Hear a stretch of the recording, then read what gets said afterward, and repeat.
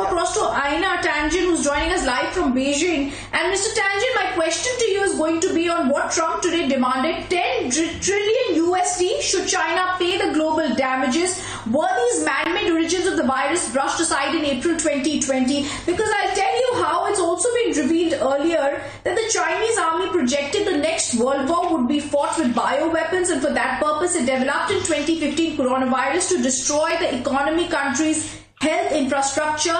It added also the US State Department obtained Chinese documents that disclosed the design. Undeniably, it's possible the WIV was mixed up in some heinous work. Well, as far as Donald Trump's concerned, I mean, he was also the person who was suggesting that you ingest bleach or shoot it into your body or use some sort of ultraviolet ray to somehow on your organs. I don't know that he's necessarily the best person to be talking about this. He's still clinging to this idea that he's the president of the United States. In terms of this overall picture, keep in mind that, there's two ways you can go with this. You can go with science. You've heard from a distinguished person who's a professor who's involved in this, and he's told you what this virus is, and he doesn't see it as man-made because there would be telltale markers that would be in there. Now, you can always take a political stance on these, and that has resulted in tragedies around the world as governments have, decided that they would play politics with science. And that is, in some cases, unfortunately, something they can't avoid because they don't have the kind of medical backbone that they need. But at the end of the day, you cannot have a situation where, you want to just kind of blame people. I mean, what I'm hearing now is that somehow Fauci was involved in sending money to China to create a weaponized version of of this coronavirus. The facts suggest that 600,000 was sent there, but that's not enough to do this kind of gain-of-function research. It was meant to study the coronavirus itself, the spikes, and the materials were sent back, and in fact back to DARPA. Now, I'm not going to suggest that the U.S. government did this. I'm just saying that it would be very far-fetched to believe, given the relations between the United States and China, that somehow they would decide to do gain-of-function research in China. That just doesn't seem to pass the smell test.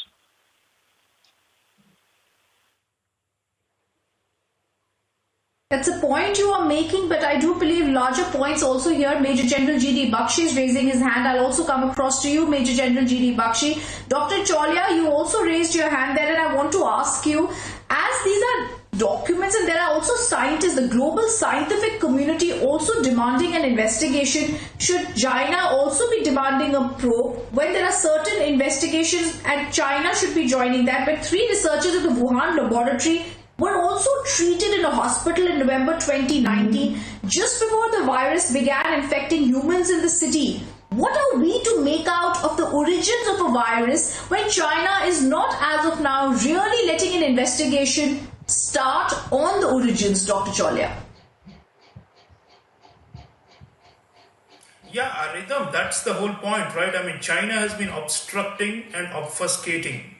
Mr. Tangen is saying that we should not play politics with science. Who is playing politics with science? It's the People's Republic of China.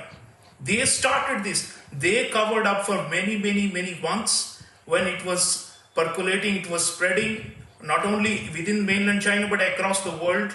They reported it very late, in late January, by which time probably several months of transmission had been going on. It was the Communist Party, the dictatorship of Xi Jinping, that covered up the fact that this had been circulating. Forget the origin. The origin, of course, is now the mystery to be resolved. But even the fact was circulating, they delayed the information. So that was the first politics they played with science. After that, all the investigations that have happened so far, Rhythm, the WHO inquiry, most of these have been politicized by China. China decided who would be on the WHO investigation team. China said, we are a sovereign state. You cannot come and investigate wherever you like free. So we will do a guided tour for you. So the WHO investigation was a sham because it was a joint thing done by China and WHO. And WHO scientists were escorted all the way and shown in a kind of a artificial manner what the Chinese wanted them to see, and the report was also written in such a fashion. It was compromised. So who is playing politics with science? It's China. The Communist Party's legitimacy, its survival, its a so-called model of successful governance. All these are at stake. They want to cover up because they don't want to admit failure. They don't want to admit neglect and possibly something more sinister if the lab leak is correct.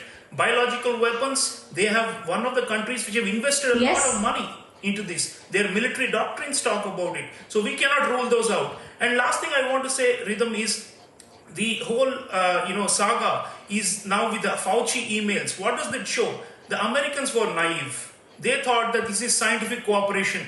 The same language, they fell for the Chinese. They thought this is one area where China and the US can bilaterally cooperate and do something good for humanity. But it backfired.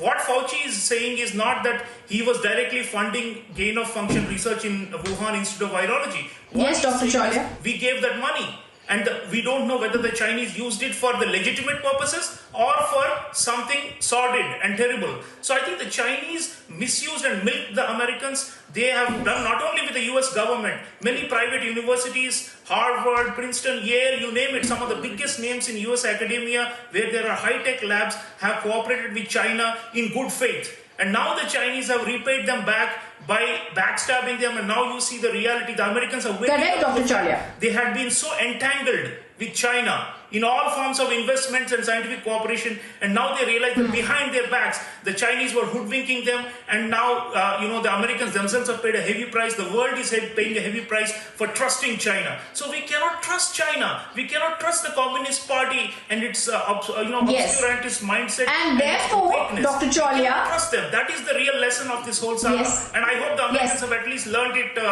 late, but better late than never.